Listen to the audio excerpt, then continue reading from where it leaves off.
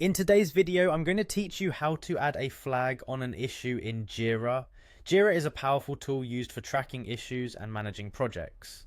Sometimes you might want to draw attention to a particular issue, and that's where adding a flag can be really helpful. Let's walk through the process step by step to ensure you're clear on how to do this effectively.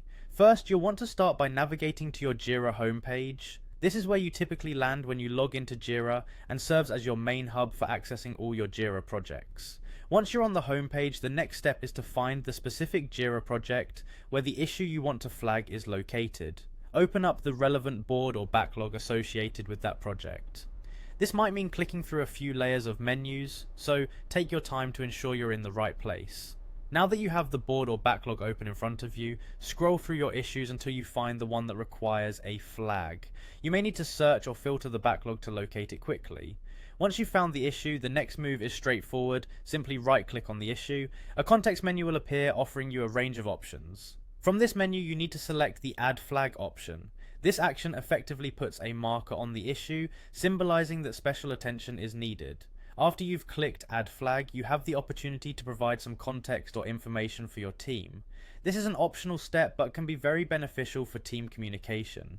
In the text box that appears, you can type a brief explanation of why this issue has been flagged.